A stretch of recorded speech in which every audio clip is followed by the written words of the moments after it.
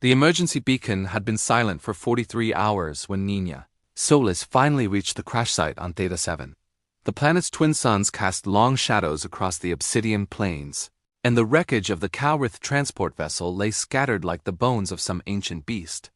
Nina's scanner showed no life signs, which was standard for a distress call this old.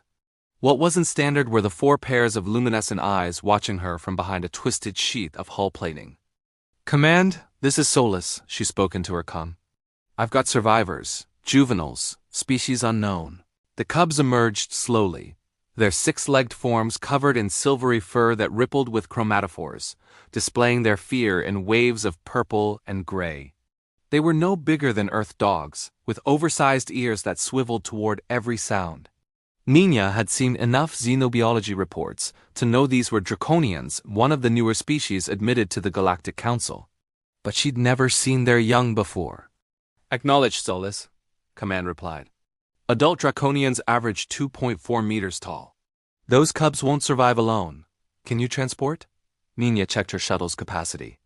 "Affirmative. But I'm supposed to be heading to the research station on Kepler 442. I'm already 3 days behind schedule. The nearest draconian vessel is 2 weeks out." "Your call, Solis." She looked at the cubs. One had crept closer, its nose twitching as it sampled her scent. In the universal language of young creatures everywhere, it seemed curious rather than afraid. Behind it, the others huddled together, their chromatophores pulsing with anxious yellows and oranges. Nina sighed and crouched down, extending her hand slowly. "Hey there, little one. Where's your family?" The cub chittered, a sound like wind chimes in a storm. It approached cautiously, then touched its nose to her glove. The others watched intently, their collective fear beginning to shift toward tentative hope pale blues and greens rippling across their fur. "Command, I'm bringing them aboard." Solis out. The first 3 days were chaos. The cubs Nina had taken to calling them 1, 2, 3, and 4 for simplicity, had never been aboard a human vessel. Everything fascinated and terrified them simultaneously. They knocked over equipment, tangled themselves in safety netting, and made sounds that ranged from plaintive mewls to ear-piercing shrieks when startled. Nina quickly learned that draconian cubs were pack-bonded creatures. They refused to separate, even for feeding. When she tried to scan them individually in the medbay, the others would throw themselves against the door, their chromatophores blazing angry reds and blacks until she relented. But slowly they adapted. They learned that the soft hum of the engines meant safety. They discovered that the warm spot near the ventilation shaft was perfect for sleeping.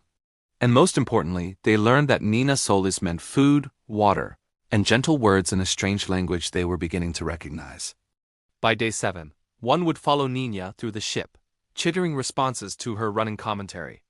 2 and 3 had claimed her sleeping quarters as their own, despite her protests. 4, the smallest and most timid, would only eat if Nina sat beside it, her hand resting on its fuzzy head. The research station sent increasingly irritated messages about her delay. Nina ignored them all. On day 9, Nina made first contact with the approaching draconian vessel. The face that appeared on her view screen was angular and imposing, with scales that shimmered like oil on water, and eyes that held the weight of centuries. This was Commander Draco of the Sovereign Fleet. "Human Solis," his voice rumbled through the translator, each word precisely measured. "We are ... grateful. The cubs you carry are the children of Ambassador Threx and High Scholar Mirana. They were being transported to the Council homeworld when pirates attacked. We believed all aboard were lost."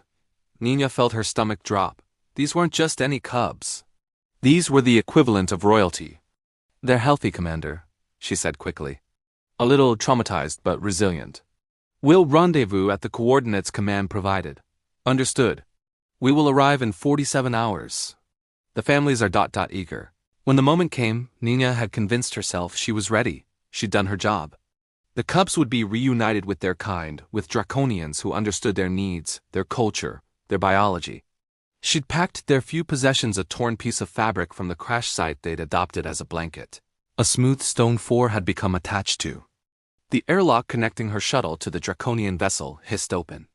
On the other side, Commander Draco stood with 4 adult draconians, their faces etched with grief and desperate hope. When they saw the cubs, the air filled with sounds Nina had never heard. Songs of mourning turned to joy. Clicks and whistles of recognition and love. The cubs exploded forward, racing toward their families on all 6 legs. One leaped into the arms of a female whose chromatophores blazed with maternal gold.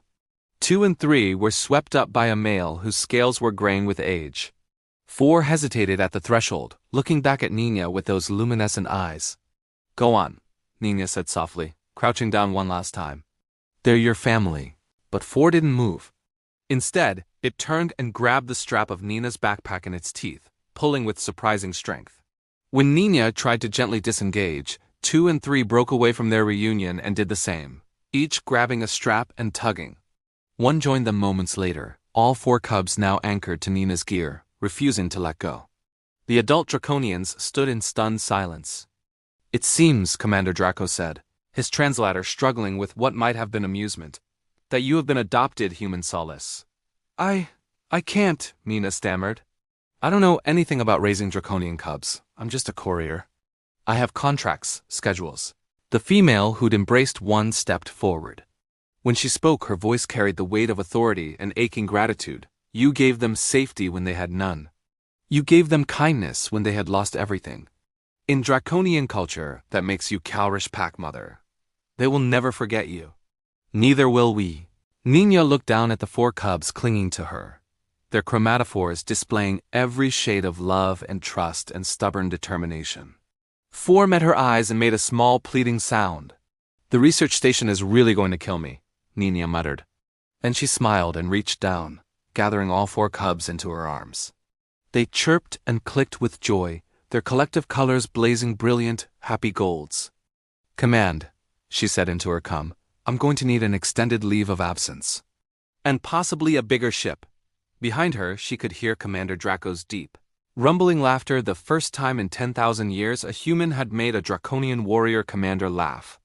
Across the stars, it would become a story told in both species' legends. The human who saved the cubs, and the cubs who saved her right back. In the end, Nina Solis never did make it to that research station. She had more important work to do.